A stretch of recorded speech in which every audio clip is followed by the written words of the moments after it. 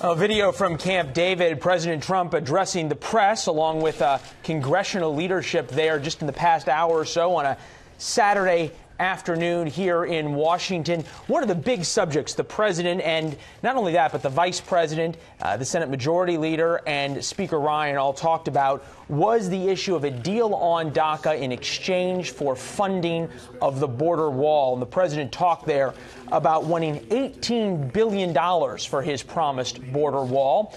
Joining us now, Salt Lake City radio host Rod Arquette, 105.9 on your FM dial out there in Salt Lake. Nice to see you, sir. Thanks for being with us. Thank you. It was interesting because you heard from the president and leadership, and the president said something important. He said everybody up here wants a deal on DACA. But then you have some Republican congressmen on. We just heard from one from California, and they're going, not so much. I'm not so interested in a deal on DACA, even if it does include funding for the border wall. How much wiggle room does the president have with his base on making a deal in exchange for the wall?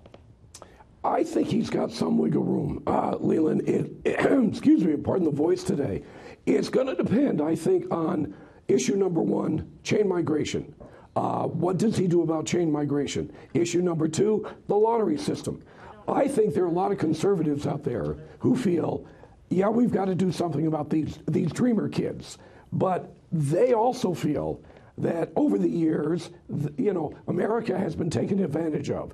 So if he addresses chain migration and addresses the lottery system, he may have a little wiggle room. Not much, but he may have a little wiggle room. We heard the president talk about both of those issues and brought up specific examples of how people who came in through the lottery system or chain migration were either part of terror attacks, caused major problems. He said the lottery system isn't the best and brightest that we're getting. But Democrats don't seem too willing to deal on those. So what I'm hearing from you is if he doesn't get chain migration, he doesn't get the lottery system killed out, there is no deal effectively from his base's standpoint. DACA for the wall isn't good enough.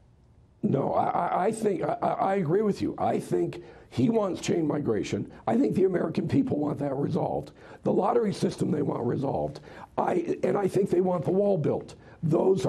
He ran on the wall. So I think he feels an obligation to his voters, the people who put him in office, to build that wall.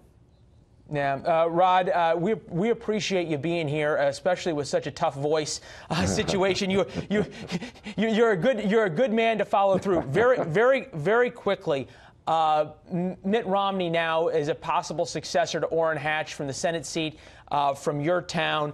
Romney quoted in a U.S. News piece, quoting their reporting, so this was not a direct quote from him, saying there has to be somebody to stand up to the president. It's going to be up to Utah voters who they send to the Senate. Do they like the idea of somebody like a Romney as a check on the president? Is that something that is a selling point out there?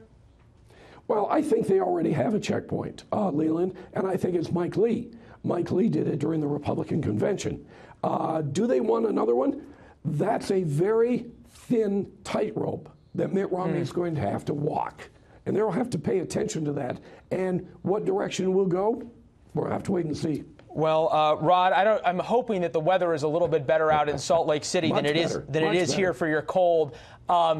Feel better and have some hot tea. We'll be thinking about you, and we'll look forward to having you back, sir.